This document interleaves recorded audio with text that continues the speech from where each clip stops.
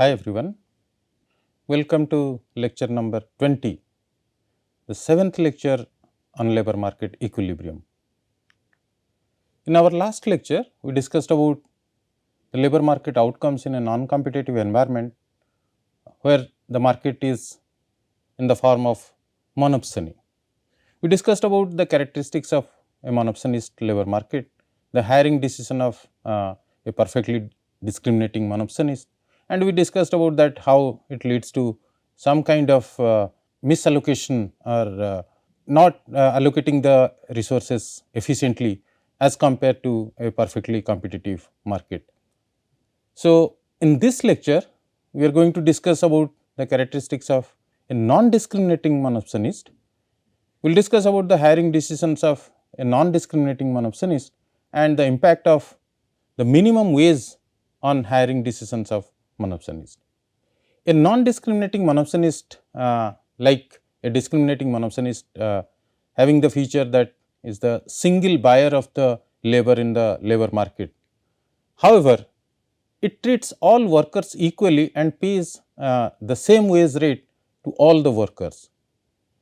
However, unlike a perfectly discriminating monopsonist which pays each worker their marginal productivity, a non-discriminatory monopsonist set a single wage rate for all the workers regardless of their individual characteristics or productivity levels. So, in this scenario, the monopsonistic employer faces an upward sloping labor supply curve and must balance the wage it pays to the workers with the number of workers it hires. However, the single wage rate set by the non-discriminating monopsonist may not reflect the full productivity of each worker, which may lead to a potential inefficiency and distortion in the labor market. Despite treating all the workers equally, the presence of a non-discriminating monopsonist can still result in reducing wages and employment level compared to a perfectly competitive labor market. Before getting into how the labor market outcomes are there in a non-discriminating monopsonist, let us discuss about the characteristics of this monopsonist labor market very briefly. We had already discussed about these characteristics in our earlier lecture.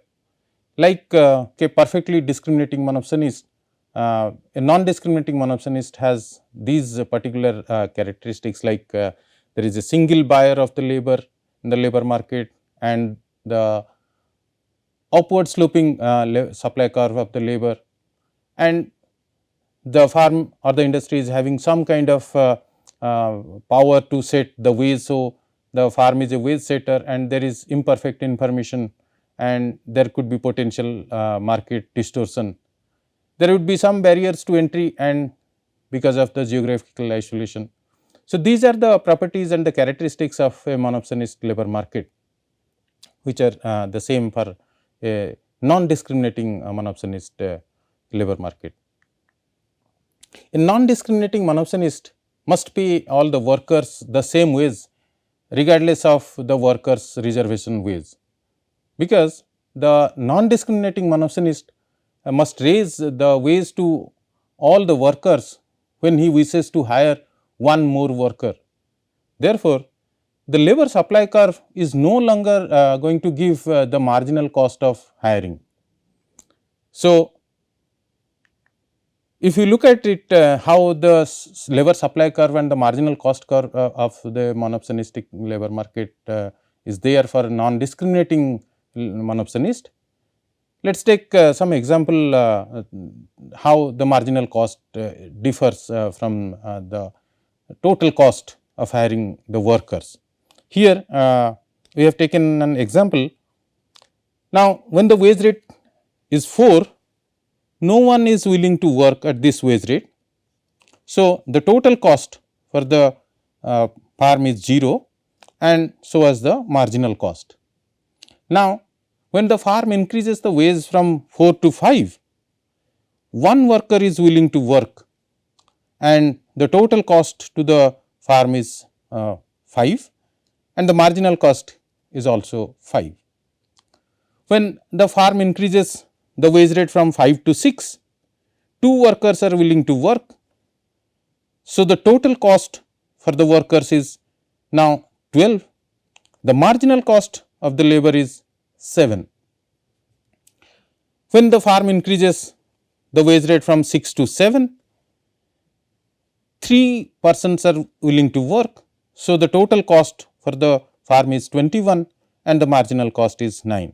So on and so forth, as the wage increases, the number of persons are willing to work at that increases and the total cost also increases. Now, the point here is that since being a non-discriminating monopsonist, as the wage increases, this wage is paid to all the workers. So, the person who is willing to work at 5, now if the firm requires to hire 4 workers, so everybody is getting the wage rate 8 and the total cost to the firm is 32 and the marginal cost. So, when we plot this, the increase in the marginal cost is higher than the increase in the wage rate. So, if you look at this graph, on the x axis we have taken employment, on the y axis we have taken wage rate, and the slope of this marginal cost lies above this supply curve, supply of labor, because the slope of the marginal cost is higher than the change in the wage rate, and all the workers are guided by this their value of marginal product of labor. So, demand for the labor for the firm is guided by the value of marginal product of labor. So, this is the demand function and this is the supply function, non-discriminating monopsonist, and this is the marginal cost for the non-discriminating monopsonist. So, if you look at the profit maximizing condition, the profit maximizing condition is that where the marginal cost equals to the marginal product. Now, the demand function is guided by the value of marginal product of labor and this is the marginal cost of the worker. So, the firm is getting the equilibrium at point A by hiring EM amount of worker. However, if you guided by this supply curve, the firm is hiring EM amount of worker, but paying them WM amount of wage rate. However, the value of marginal product of from the labor the firm is receiving is this BMPM at this point. So, the firm is paying WM, the firm is receiving in the form of value of marginal product from the labor is BMPM. Now, if you look at this, then you can see that there is a significant difference between the wage rate and the value of marginal product of labor. Now, had it been a situation, this would have been a perfectly competitive market, then in that situation the firm would have employed E star amount of workers at W star wage rate. Now, when we compare with the outcome of this non-discriminating monopsonist, where the wage rate is WM and the employment is EM, compared to this a competitive environment where the W star is the wage rate and E star is the employment, then definitely we can see that a non-discriminating monopsonist pays a lower wage and employs lower employment as compared to a perfectly competitive market. So, there is some kind of exploitation exist in a non-discriminating monopsonist, because at point A the firm is guided by its profit maximizing condition where the marginal cost equals to the marginal product. So, at point A the value of marginal product of labor is BMPN, which is greater than its marginal cost, which is WM. So, the labor market equilibrium shown in the figure has two important properties. First, a non-discriminating monopsonist employs fewer workers than would be employed if the markets were competitive.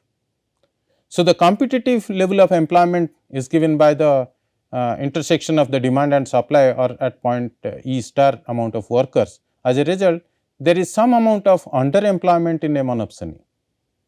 If you put it differently, then you can say that the allocation of resources in a non-discriminating monopsony is not efficient. Further, the second property is that you can see the monopsonies wage which is Wm is less than a competitive wage rate which is W star. As I said, this is less than the value of the workers value of margin VMPM. So, in a monopsony, therefore, workers are paid less than their value of marginal product of labor. In this sense, they are exploited. So, the imposition of a minimum wage on a monopsonistic market can increase both wage and employment. So, let us try to understand how this imposition of a minimum wage can increase both wage and employment in a monopsonistic market. Here we have considered the basic demand supply model to understand the impact of minimum wage in a monopsonistic market. On the x axis we have taken the number of employment, on the y axis we have taken wage rate. Now, as you can see, if there is a monopsonist situation in the labor market is at equilibrium at point A, where the marginal cost equals to the marginal product of labor, and considering this point A, the firm is employing EM amount of worker, giving them WM amount of wage rate, and when we compare with this value of marginal product of labor which is higher than this wage rate WM, which may lead to some kind of exploitation. Now, had it been a situation in a competitive labor market, then this would have been the wage rate would have been W star and the amount of employment would have been E star. Now, if there is some minimum wage laws are there and it has been implemented and the minimum wage has been set at W bar. So, if the minimum wage has been set at W bar, then the firm has to hire the workers and pay them this W bar wage rate. So, the supply curve becomes perfectly elastic because the firm has to pay W bar wage rate.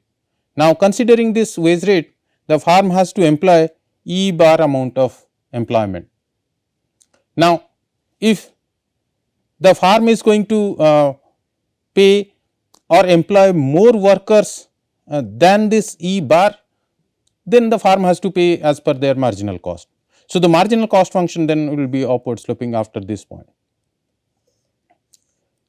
Now, if you compare the outcomes of this implementation of minimum wage with the outcomes in the presence of monopsonist situation, then you can see this implementation of minimum wage has increased the wage rate from WM to W bar.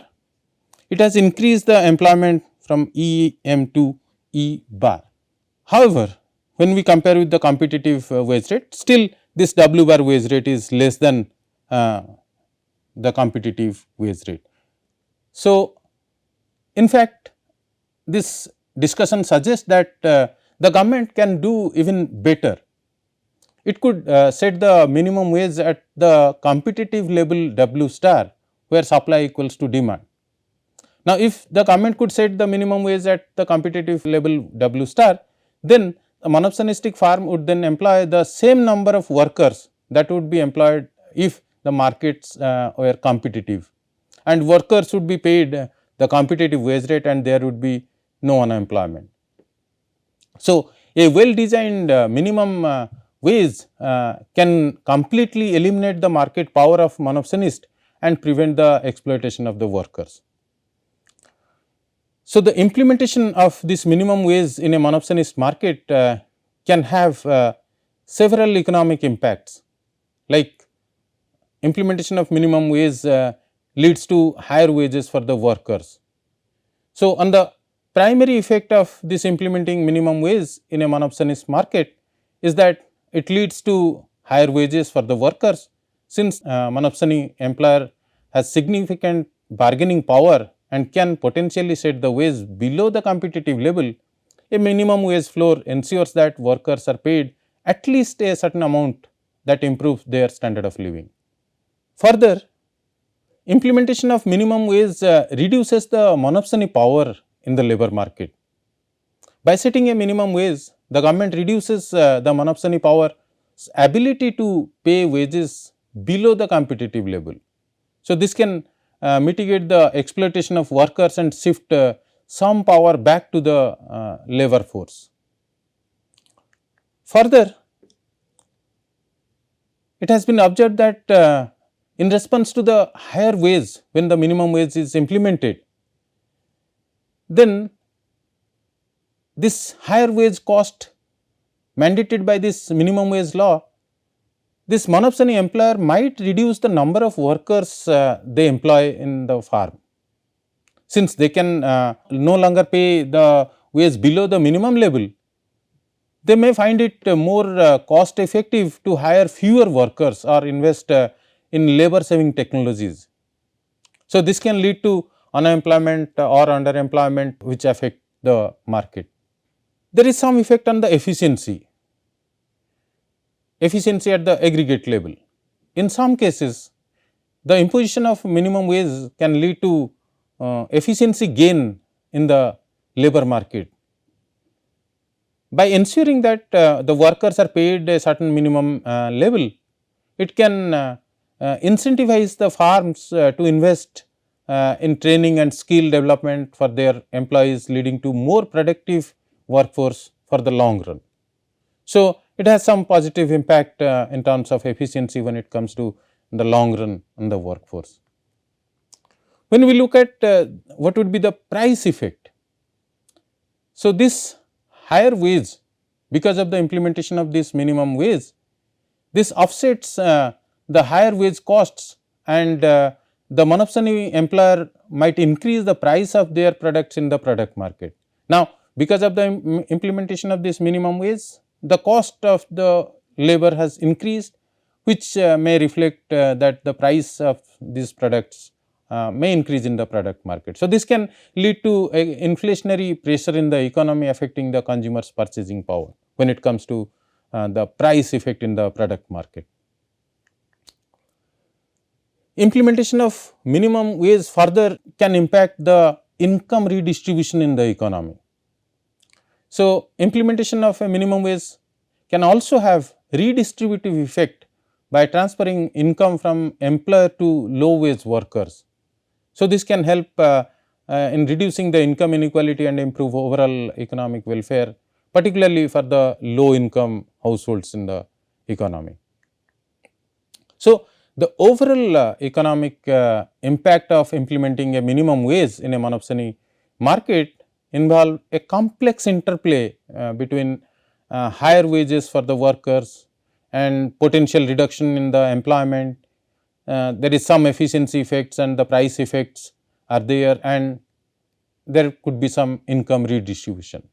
So, the net impact depends on various factors, as we have seen that there is some positive impacts and there is some negative impact. So, the net impact depends on various factors such as the level of minimum wage, the elasticity of labor demand and supply, and the overall structure of the market, that what is the composition of the labor market, how many are in the formal sector, how many are in the informal sector, what is the elasticity of labor demand and labor supply.